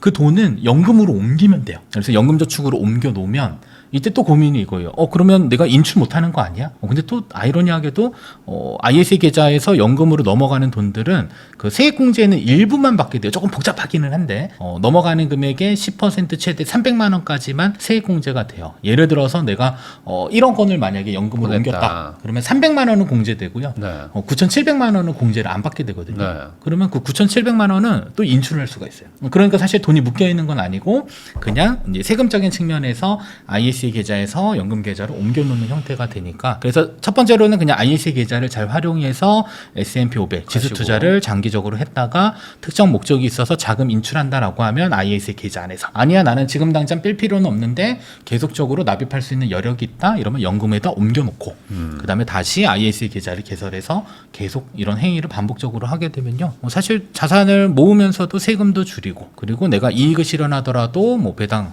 혹은 뭐 분배금에 대해서도 사실 뭐 건보료랑 그다음에 금융소득 종합과세에서도 조금 더 여유롭게 될 수 있기 때문에 사실 두 상품을 좀 적절히 잘 활용하는 게 가장 중요한 것 같습니다. 네. 근데 이게 사실 S&P 500이 지금까지 보여준 거 보면 뭐 연 수익률이 뭐 한 7에서 10% 뭐 이 정도 나오잖아요. 네네. 그러니까 초장기로 여기다 꾸준히 돈만 넣을 수만 있으면 네. 통계가 지금 증명한 거기 때문에 네네. 100년 이상의 통계가 있으니까 사실 어찌 보면 이거보다 더 괜찮은 투자가 있나 싶은 생각도 있어요. 네. 그렇죠. 근데 또 이제 제가 물어봤죠 많이 네. 왜 S&P 500 안 하세요라고 했더니 욕심이 더 많죠. 재미가 없다. 네, 연 10% 가지고 이제 만족을 못하는 거죠. 그러니까 뭐 옆에서 막 테슬라 막 올라가고 네. 막 올라가는 거 보면은 맞아요. 항상 이제 S&P 500의 투자는 단기적인 이제 이익보다는 장기적으로 꾸준히 성장하는 형태의 투자로서는 그래도 상당히 매력적이거든요. 네. 그래서 좀 단기간 이제 급등하는 뭐 이런 것들은 사실 적합하지는 않을 수는 있어요. 뭐 단기간 이익을 만드는 데 있어서는 적합하지는 않지만 그래도 항상 우리가 뭐 이렇게 현재만 살아가는 건 아니고 네. 미래 대비도 해야 되니까요. 그래서 장기적인 관점에서는 이런 이렇게 S&P 500이나 아니면 우량한 이런 시장에 투자하는 게 조금 더 현실적일 수는 있다. 뭐 대략 저축액의 뭐 한 20-30% 정도를 떼서 뭐 이렇게 좀 묻어두는 느낌으로 네, 그쵸. 그 정도. 그리고 나머지는 뭐 다른 식으로 네. 불리는 거죠. 네, 그거는. 네, 맞습니다. 그 아까도 잠깐 얘기해 주셨지만 S&P 그 차트도 보면은 한 뭐 잃어버린 10년처럼 이렇게 막 횡보하고 빠지고 네. 막 이런 것들도 있단 말이죠. 네, 네. 그러니까 지금은 막 급등해서 사람들이 사면 무조건 돈 번다라고 하지만 또 갑자기 횡보하거나 빠질 수도 있잖아요, 앞으로. 네. 그럼 그럴 때 되면 또 이제 못 버티고 막 던져버릴 수도 있는데 네, 네. 그 빠질 때는 어떻게 해야 될까요? 일단은 제가 자료를 하나 가져왔습니다. 자, 1993년부터 2024년 성과를 하나 가지고 왔는데요. 네. 쭉 보시면은 연평균 수익률은 대략적으로 약 한 10%대 정도는 돼요. 근데 최악의 해들을 한번 보시게 되면요. 빠질 때 뭐. 2000년, 2001년, 2002년 3년 네. 동안 빠졌습니다. 근데 수익률 보게 되면요. 한 50% 정도가 빠지게 되고요. 그리고 2008년도에는 39%. 네. 그 이후로는 사실 이제 그렇게 이제 그러긴 심각하게는 하는데. 빠지긴 않았는데요. 근데 또 지나고 나게 되면요. 평균적으로는 사실 수익률이 적지 않아요. 이게 93년부터 2024년까지 1000% 이상 올랐거든요. 네. 그러면은 거꾸로 생각하면 계속 오르면 저희 마음속에 이제 떨어지겠지 이런 생각을 하는데 근데 자료를 이렇게 쭉 조사하면서 느껴지는 거는 이 정도면 뭐 해볼만 하지 않나? 차라리 가격이 떨어졌을 때 조금 더 자금들을 더 사고. 더 사고 그다음에 가격이 올랐을 때는 또 그거에 따른 이익을 취하고 이런 행위가 반복되다 보면 이제 평균으로 대부분 근접하게 되고 그러면은 내 자산은 또 같이 부러져 있을 거거든요. 그러니까 사실 뭐 떨어지는 거에 대한 부분들에 사실 걱정이 있을 수는 있어요. 근데 데이터들을 쭉 한번 누적해서 한번 그 남이 만든 거는 사실 신뢰를 안 할 수가 있기 때문에 개인적으로는 직접 한번 뭐 93년부터 뭐 이렇게 각각 연도별 수익률들도 한번 보고 그다음에 최악의 경우는 많이 떨어졌던 그런 해들도 한 번씩 좀 보면서 이 마음속으로 한번 시뮬레이션을 돌려보는 거예요. 그러면 되려 지나고 나면 이런 생각들을 할 거예요. 분명히 그때가 어떻게 보면 투자 기회였을 수도 있겠다. 그래서 차라리 뭐 하락장이 많이 왔다라고 한다면 사실 이제 문제는 돈이 없는 거죠. 목표 투자를 많이 하다 보니까요. 그러니까 항상 투자할 때는 일정 부분은 현금을 좀 두고 그 다음에 장기적으로 정리식으로 하다가 특정 구간에 이제 이렇게 손실폭이 커졌을 때는 조금 더 저렴하게 많이 살 수 있는 기회다. 그래서 일부는 좀 항상 이제 폭락을 좀 대비한다라고 한다면요, 전체적인 배분에 있어서는 일부는 꼭 현금을 좀 두는 게 어떨까. 근데 대부분 안 두시더라고요. 맞아요. 안 두고 어디 같이 가서 같이 물려가지고 네. 지금 사야 돼라고 하는데 돈이 네, 없다. 맞아요. 항상 네. 그런 얘기를 하시니까 네, 네, 네. 결국에는 이제 욕심이 문제다. 네, 맞습니다. 통계적으로는 사실 너무나 좋은 투자처인데 네. 항상 그 욕심 때문에 같이 물려버리고 그 저점에서 같이 팔고 네, 맞습니다. 이러니까 네. 또 부자가 안 되는 게 아닌가라는 생각도 좀 듭니다. 네, 네. 금융교육 전문가이시죠. 김범곤 대표님하고 이야기 나누고 있는데요. 그 연금 수령도 좀 문제가 있는 게 이게 네. 지금 뭐 물론 정년이 뭐 조금 다르긴 하지만 보통은 그래도 한 50대 초중반이면 이제 네네. 본인이 하던 어떤 뭐 주력으로 하던 그 본업에서는 조금 이제 은퇴를 하시는 분들이 많고 그리고 이제 다른 일들도 막 하시고 아니면 뭐 아예 은퇴를 해버리는 분도 많은데 이 국민연금이나 이런 것들 뭐 개인연금 수령하는 게 또 그 차이가 또 있어서 몇 년이 빈다면서요. 네네네. 그래서 그것 때문에 힘들어하시는 분들도 있던데 이거 좀 설명 좀 해주시면 좋을 것 같습니다. 보통 이제 그 공적연금 수령 기간은요, 최근에 은퇴하신 분들은 만 63세 정도의 네. 수령을 하고 계시는데요. 저희 같은 경우는 이제 만 65세가 수령 기간이 돼요. 근데 네. 퇴직하는 나이들을 보통 보게 되면요, 국민연금을 지급받기 한 5년, 네. 6, 7년 정도의 대부분 퇴직은 하시거든요.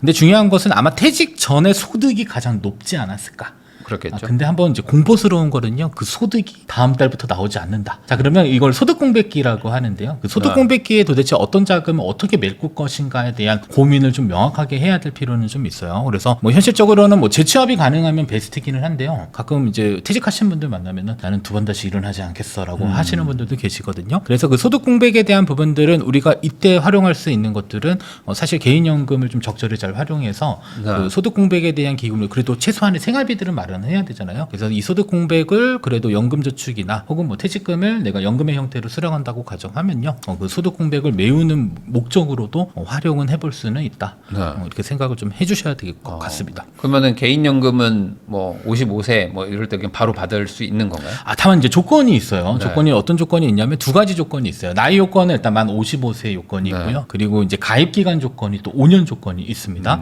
다만 이제 퇴직금을 지급받는 그 연금 계좌 안에서는 나이 조건만 충족하면 돼요. 그냥 55세만 넘어가면 가입 기간 이런 건 신경 안 쓰고 연금을 개시해서 수령할 수 있기 때문에, 그래서 퇴직금을 내가 노후소득으로 활용할 것인지 아니면 다른 목적으로 활용할 것인지 아니면 일부는 다른 목적, 일부는 노후소득으로 활용할 것인지 이런 계획이 먼저 필요하고요. 두 번째로는 뭐 퇴직하고 나서 실질적으로 공적연금이 지급되는 그 기간에 소득 공백을 어떤 것으로 메꿀 것인지 이런 고민을 좀 미리 하셔야 되는데 생각 외로 퇴직하고 나면 그때부터 이제 급해지시더라고요. 그러면은 가능하면 빨리 받는 게 좋은 건가요? 55세에 어떻게든 받아놔야 되나요? 그 상황에 따라 좀 다른 것 같아요. 네네. 상황에 따라서. 그러니까 퇴직해서 소득 공백이 생기시는 분들은 당연히 뭐 연금을 빨리. 개시해서 빨리 수령해야 되는 부분들도 있고요. 어떤 분들은 퇴직금은 지급받았는데 지금 당장 쓸 필요가 없는 분들도 계세요. 네.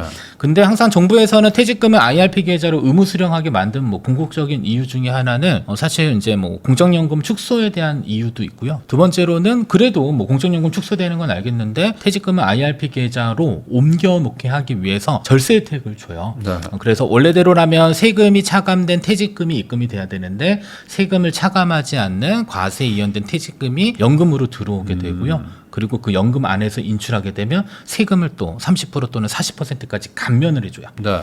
그래서 나는 퇴직은 했는데 퇴직금은 필요 없고 지금 당장 인출은 다만 세금은 조금 줄이고자 하시는 분들은 그때는 퇴직하고 나서 개시 조건이 충족되면 연금을 개시하는 게 세금적인 측면에선 유리할 수는 있고요. 다만 이제 40%까지 감면되려면 실제로 수령해야 될 수령 연차가 11년 연차가 돼야 돼요. 11년. 11년. 네, 그러니까 11번은 네. 돈을 인출해야지 네. 나중에 이제 40%가 감면이 되는데 네. 근데 이때 이제 많이 이제 궁금해하시는 건 그러면 도대체 얼마를 뺄 수 있나? 일단 10,000원만 뺄 수 있어요. 1년에. 1년에 10,000원이요? 네, 연간 그냥 10,000원 정도만 빼고 네. 그러면 뭐 10년 빼면은 한 10만 원 정도 뺀 거죠. 그리고 그 기간 중에는 계속 운용. 네. 그리고 나서 11년 차가 돼서 그때는 이제 조금 자유로운 거예요. 퇴직금에 대해서. 왜냐하면 퇴직금을 한꺼번에 인출하더라도 세금에 대한 부분은 40%는 감면받을 수 있으니까. 다만 이제 조건은 이거예요. 나는 지금 당장 퇴직금을 이렇게 인출해서 소비할 목적은 전혀 없고 그런 분들은 어떻게 보면은 만 55세가 되는 시점에 연금 개시해서 10,000원씩 꾸준히 인출하시다가 그리고 나서 11년 차 정도 되면 66세쯤. 그쵸. 그때 그쯤 돼서부터 받기 시작하면 세금 혜택이 많다. 그죠. 40% 감면되고 그때는 또 퇴직금이 입금된 금액은 한꺼번에 또 빼도 40%가 감면이 되거든요.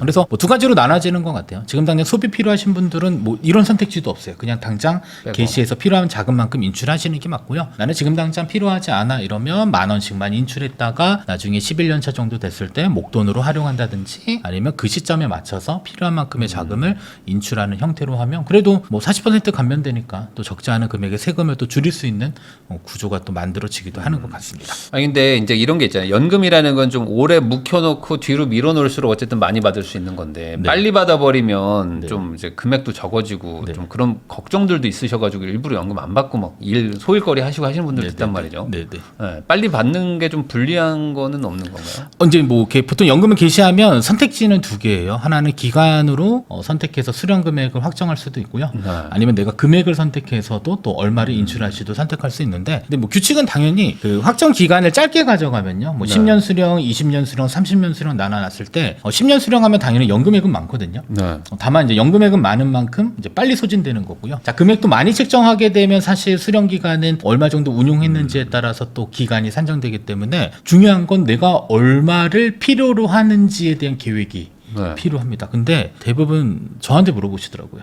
얼마를 인출하는 게 적합한지. 네. 근데 잘 제가 모르시죠. 생활하는 게 아니기 때문에 네. 그래서 사실 적정 소비 금액에 대한 부분들을 좀 명확하게 조금 이렇게 한번 조사는 해보셔야 되는데요. 근데 한번 고정 지출이 얼마 정도 나가는지조차도 대부분 다 모르세요. 모르시죠? 네, 그래서 정적인 인출 금액을 되려 저한테 물어보시는데 그것보다는 일단 내 집에서 숨만 쉬더라도 발생되는 고정 비용이 얼마인지 그리고 나서 내가 이것을 무엇으로 충당할 수 있는지 거기에서 연금으로 얼마까지를 가져갈 것인지 이런 계획이 조금 선행이 되면 사실 먼저 많이 인출할 수도 있고 아니면 지금은 조금 인출하면서 운용하고 그리고 나서 시간이 지났을 때 조금 더 자금을 많이 인출하는 이런 방법들로 좀 계획을 세울 수는 있거든요. 네. 그래서 사실 뭐 일찍 수령하면 일찍 고갈되는 건 당연히 맞는데 네. 근데 일찍 수령하는 금액들은 뭐 필요한 만큼의 자금을 사실 내가 인출해서 쓴다라고 하면 뭐 그때는 현실적으로 보면 이렇게 그 금액이 크기에 따라서는 더 오랜 기간 수령할 수도 있고 혹은 반대로 또 금액이 크게 되면 네. 또 빨리 고갈될 수도 있는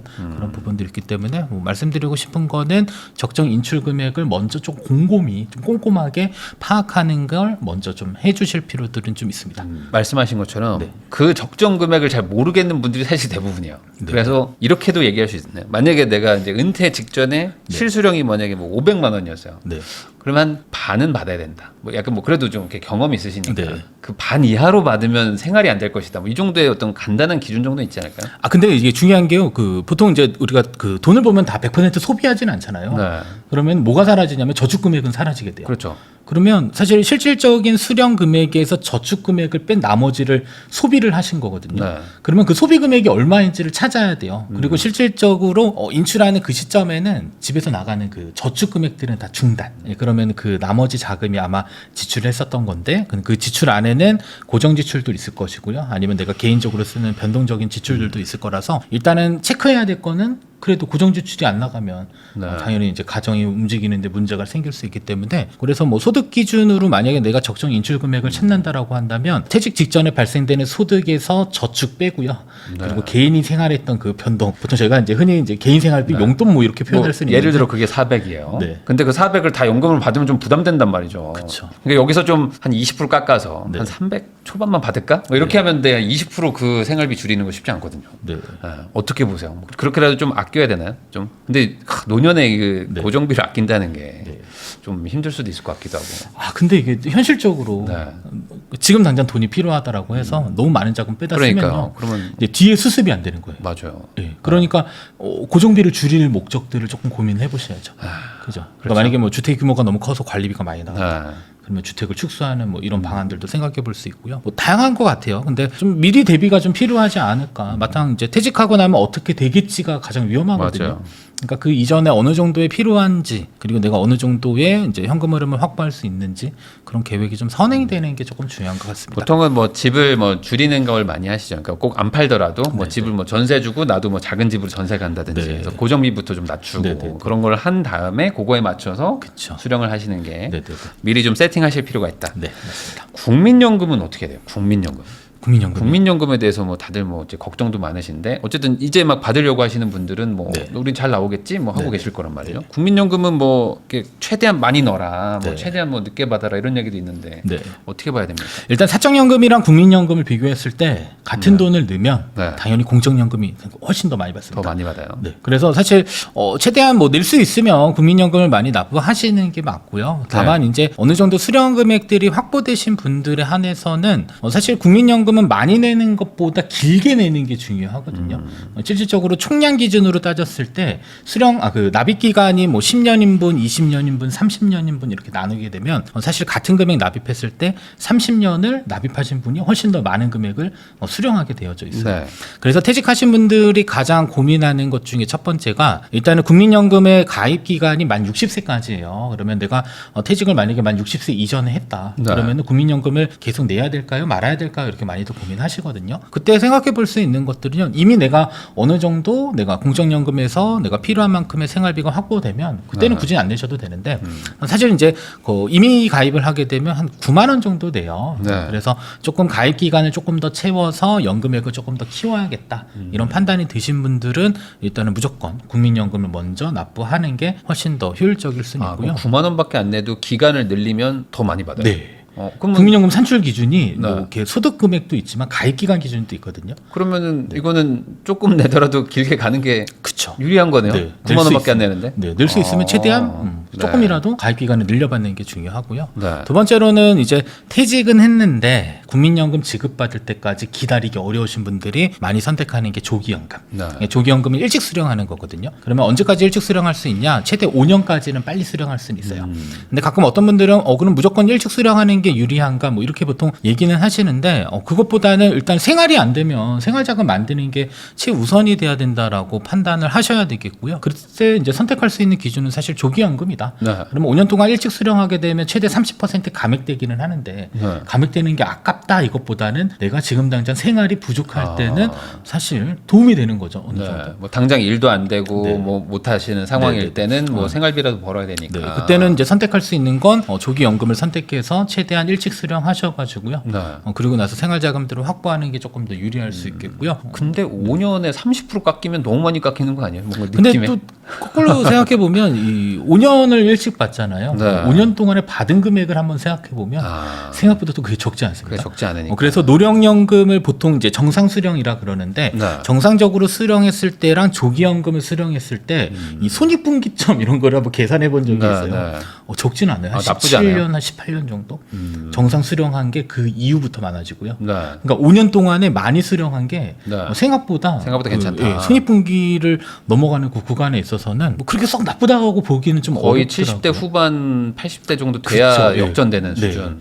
그러니까 차라리 일찍 수령하더라도 그렇다고 뭐 조기연금 감액은 되지만 네. 국민연금의 가장 큰 특징은 그래도 계속 물가 상승인 만큼 수령 금액이 늘어나게 돼 있거든요. 네. 그러니까 이거를 뭐 그게 단순히 뭐 숫자적인 논리로 따지기보다는 내가 당장 필요하냐, 생활이 필요하다라고 하면 조기연금이 당연한 거고요. 그게 아니다라고 하면 정상적인 연금을 수령할 수도 있고요. 반대로 이제 늦게 수령하면은 이제 증액 지급하는 연기연금이 있어요. 근데 네. 대부분 국민연금을 많이 받으려고 연기연금을 선택하는 것보다는 그런 분들은. 내가 이제 국민연금을 받을 나이가 됐음에도 불구하고 아직까지 경제활동 하시는 분들 네. 이럴 때는 일부 감액되는 게 있거든요. 그래서 감액되는 게 아까워서 일정 부분 연기하는 경우도 있어요. 그래서 1년당 7.2% 정도 증액이 되는데 제가 만난 분들 중에 국민연금 가장 많이 받는 분이 월 300만 원. 근데 알고 봤더니 이분도 5년 동안에 연기연금에 신청을 하신 거예요. 네. 그러면 36%가 늘어나거든요. 어. 근데 이분들은 늦추고 싶어 늦춘 게 아니라 그냥 감액되는 게 싫어서 늦추신 거예요. 그리고 이제 감액 구간도 한 5년까지는 감액되고 그 이후부터는 감액은 안 되니까 연기연금을 선택하는 거는 늘려받을 개념보다는 그냥 내가 경제활동 하다 보니 감액되는 게 싫어서 나중에 받게 됐을 때. 일부러 할 필요는 없다. 이렇게 네, 봐도 맞죠. 될까요? 그래서 가장 좋은 건 정상적으로 수령하는 게 가장 좋은데 네. 근데 내가 생활자금이 부족하다라고 하면 그때는 무조건 조기연금을 선택하는 게 조금 바람직할 수 있겠고요. 네. 그리고 뭐 국민연금 뭐 아시다시피 종신토록 수령이거든요. 가장 많이 받는 방법은 그냥 건강히 오래 사는 오래 거. 살면 된다. 네, 그게 가장 좋은 방법이 네. 될 수 있습니다. 지금 40, 50 이런 분들도 저희 채널에 많이 계시는데 네. 이런 분들은 연금 이거 어떻게 해야 되는지 왜냐면 이 나이대가 저축도 쉽지 않고 네. 근데 막 지금 생활비도 좀 빠듯하고 막 이런데 이걸 또 네. 떼가지고 또 연금 넣고 이건 너 어떡하지 막 이런 걱정이 좀 많으실 거예요 같아요. 네네. 이 사람들이. 그래서 보통 많이 얘기해드리는 게 많은 금액은 못 내더라도 네. 저희가 뭐 10만 원 할 수 있으면 월 10만 원, 20만 원 할 수 있으면 20만 원. 그러니까 각자의 상황에 맞춰서 해야 되는 게 바람직할 것 같고요. 보통 40, 50대에 많은 자금들이 들어가기는 해요. 자녀 교육비나 관련돼서 네. 많이 들어가긴 하는데 근데 또 시간이 지나면은 이제 자녀들이 독립을 하거나 이랬을 때는 일정 부분 또 저축 금액들은 조금 늘어나기는 하더라고요. 근데 한번 이제 고민해 볼 거는 사실 이제 그 자녀 리스크가 좀 있기는 해요. 네. 자녀 교육비로 너무 많은 자금을 쓰게 되면 실질적으로 내 노후 자금을 확보하지 못하게 되는 이런 케이스들이 좀 생길 수 있기 때문에 그래서 약간의 좀 포기할 수 없는 약간 그런 자금이라고 했었을 때 그게 그냥 노후 소득이다라고 하면 내가 저축할 수 있는 여력의 일부 혹은 소비를 해야 되는 것들 중에 일부는 그래도 미래를 위해서 조금이라도 장기간 투자를 하시는 게 조금 더 나은 방법이 될 수 있겠고요. 그리고 동일한 자금들을 냈었을 때 총량은 똑같지만 복리 효과는 사실 기간에 있거든요. 네. 그러니까 5년 낸 거, 10년 낸 거, 20년, 30년 보게 되면요. 동일한 평균 수익률을 가정했을 때 결국에는 내가 일찍 투자를 시작해서 장기간 운용했었을 때에 가장 많은 수익을 주는 구조이기 때문에 너무 이렇게 나중에 좀 여유가 생기면 해야지라는 생각보다는 지금 그냥 소액이더라도 그냥 이제 꼬리표를 달아놓는 거죠. 얘는 나의 그냥 노후소득. 그래서 그 꼬리표에 맞춰서 조금이더라도 장기간 투자하는 게 훨씬 더 좀 나은 방법이 좀 될 수는 좀 있습니다. 내가 수령을 만약에 500만 원 한다 그러면 한 100만 원은 떼서 그냥 나는 월급이 400이야라고 생각하고 사는 게 맞잖아요, 사실. 맞습니다. 네. 그 100만 원은 내 게 아니야. 네네. 이거는 뭐 미래에 내 노인 됐을 때 그때 거야라고 네. 생각하고 거기에 세팅을 하는 게 맞긴 맞겠죠. 그렇죠. 현실적으로는 맞는데 또 쉽진 잘못 않다. 지금의 소비가 더 네. 달콤하기 때문에 그러니까요. 네. 반대로 저 이렇게 뭐 상담도 해보시고 하시면 이런 연금이나 이런 것들이 이제 노후 대비가 안 돼가지고 고생하는 분들, 그러니까 네. 이미 막 은퇴는 다 됐어요. 네, 근데 돈이 없어. 이런 경우들도 보셨을 것 같은데. 근데 되게 신기한 거는요. 네. 준비가 되려 잘 되신 분들이 네. 훨씬 더 관심을 갖고 잘 한다. 근데